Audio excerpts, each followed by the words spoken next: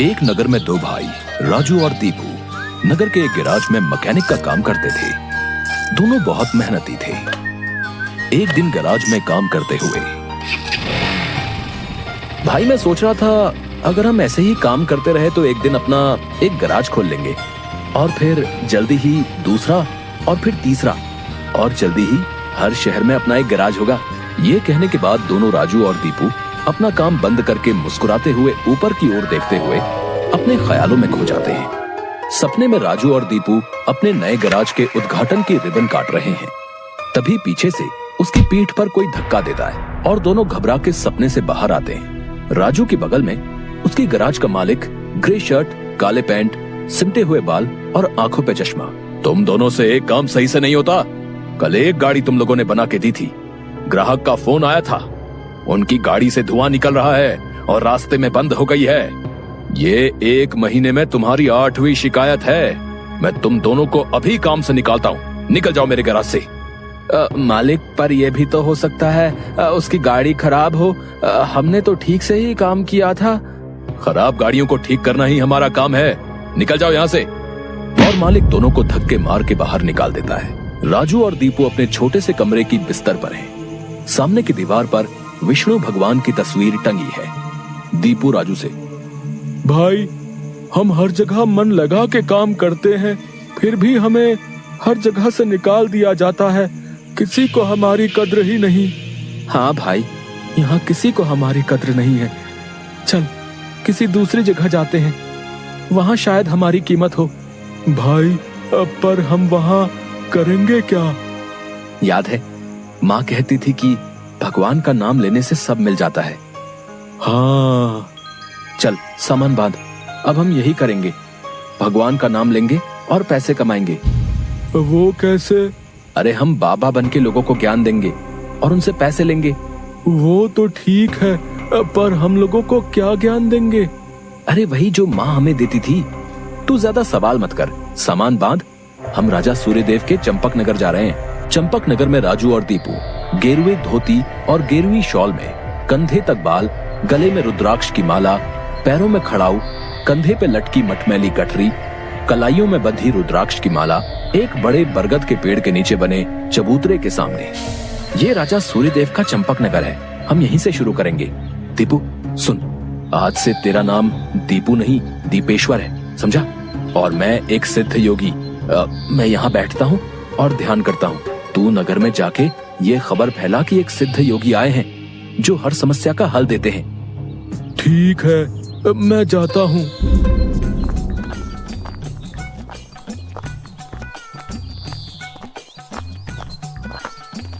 भाई हमारे सिद्ध बाबा जी के लिए कुछ दान दो। ये कौन से बाबा हैं और कहाँ हैं? बड़े सिद्ध बाबा हैं, उनके पास हर समस्या का हल है। नगर के बाहर जो बड़ा बरगद का पेड़ है ना, वहाँ ठहरे हुए हैं।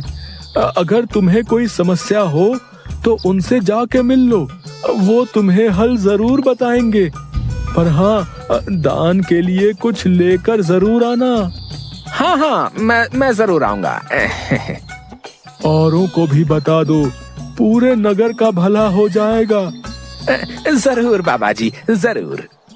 राजू पेड़ के नीचे ध्यान में बैठा हुआ है और दीपू थैले में सामान लेके उसके पास जाता है। मैंने नगर में खबर फैला दी है, जल्दी ही लोग यहाँ आते होंगे, तुम तैयार रहो। मैं तो कब से तैयार हूँ, देखते हैं क्या होता है। राजू फिर से ध्यान में बैठ जाता है। तभी नगर के लोग वहाँ आने लगते हैं और हाथ जोड़ के नीचे बैठे हैं। बाबा, हमारा काम नहीं चल रहा, कृपा करें। आप जो भी दान के लिए लाए हैं बाबा के चरणों में रखें और बाबा से गुरु मंत्र लें। दुकानदार राजू के पास पैसे रखता है और हाथ जोड़कर खड़ा हो जाता है।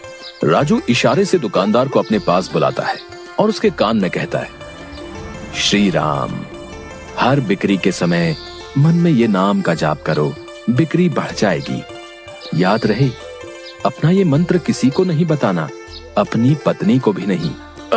जैसी आपकी आज्ञा बाबा जी। महाराज, आप राजकुमारी के लिए एक योग्य वर तलाश रहे थे। हमारे गांव में एक सिद्ध योगी आए हैं जो तेजवान हैं और राजकुमारी के लिए एकदम श्रेष्ठ हैं।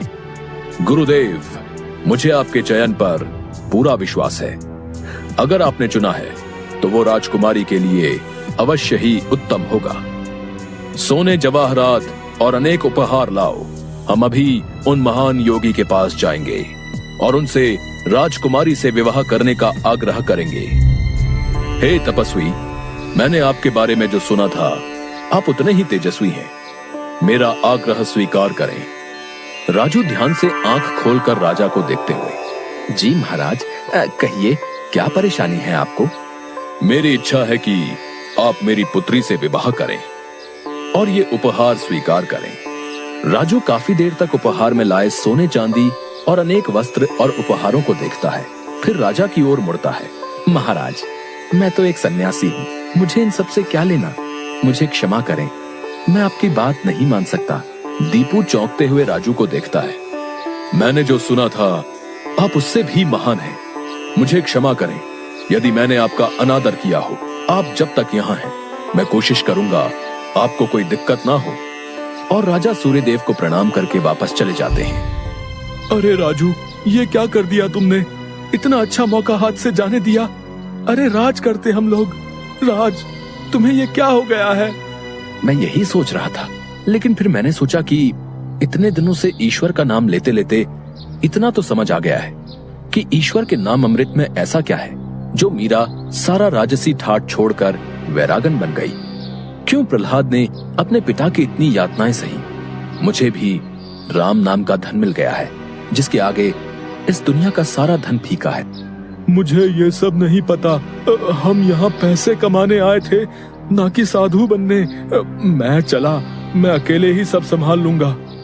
तुम्हें जो ठीक लगे करो, पर अगर किसी मुसीबत में फंस जाओ, पूरी श्रद्धा से ईश्वर का नाम लेना, तुम्हारी मुसीबत दूर हो जाएगी। तुम्हारा दिमाग खराब हो गया है। इतनी आसानी से मुसीबत दूर होती तो सभी खुश होते। राजू बस उसे देखकर मुस्कुराता है और ध्यान में बैठ जाता है। दीपू अपनी पोटली उठा के गांव में चल देता है। क्यों भाई, कैसा चल रहा है? हाँ भाई, सब बढ़िया है और अब घर में सुख शांति भी है। ये भी बेवकूफ बन गया। राजू है तो चालाक। उसने ऐसी युक्ति की कि कोई उस पर सवाल नहीं उठा सकता। कुछ राशन दान करो। जरूर। दुकानदार राजू के थैले में चावल डालने जाता है। तभी दीपू, ये क्या दे रहे हो? इतनी मिठाइयाँ और मेवे तुम्हारी दुकान में है और तुम ये कच्चे चावल दे रहे हो? इनमें से कुछ दो। पर बाबा तो ये सब नहीं कहते। तुम्हें क्या करना है? जितना कह रहा हूँ वो करो। दीपू आगे जाता है और जोहरी की दुकान में दुकानदार से, और भाई जोहरी, कैसी चल रही है दुकानदारी? बाबा की कृपा से सब बढ़िया चल रहा है। कहिए क्या सेवा करूं? बाबा के लिए कुछ दान दो। इससे पहले कि इन्हें मेरी असलियत पता चले, इनसे तगड़ा दान लेके गांव से गायब हो जाऊंगा। फिर ये लोग राजू के पीछे पड़ेंगे तो उसे समझ आएगा। बाबा के लिए कुछ दान दो। जौहरी पैसे निकाल कर देने लगता है। अरे ये क्या भीख दे रहे हो? बाबा की कृपा से तुम्हारी दुकान चल रही है। इतने सारे जवाहरात हैं, इनमें से दो, कुछ कीमती सा।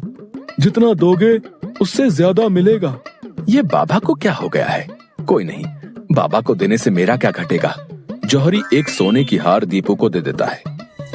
ये लीजिए बाबा। अच्छा धन बटोर लिया है मैंने। इससे काफी दिनों तक काम चल जाएगा। बड़ी भूख लग गई है, कुछ मिठाइयाँ खा लूं। दीपू एक पेड़ के नीचे बैठ के मिठाइयाँ खाने लगता है। तभी वहाँ 4 डाकू, चेहरे पे नकाब, काले कपड़े और हाथ में छुरी लेकर आ जाते हैं। जो कुछ भी है वो हमें दे दो, नहीं तो हम तुम्हें मार डालेंगे। दीपू डर से अपनी पोटली उन्हें दे देता है। तभी डाकुओं के सरदार का नकाब खुल जाता है। दीपू उसे देख लेता है। अब तुझे मरना होगा क्योंकि तूने मेरा चेहरा देख लिया है।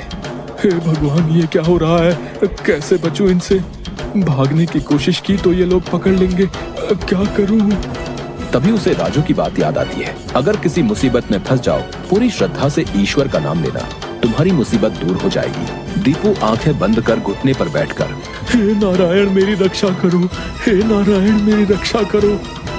डाकू का सरदार दीपू को उठाकर सुन, राजा के सिपाही हमारी ओर आ रहे हैं, इसलिए तुझे छोड़ रहे हैं। अगर तूने किसी को हमारे बारे में बताने की कोशिश की तो तुझे जिंदा नहीं छोड़ेंगे। ये ले अपनी पोटली। डाकू भाग जाते हैं।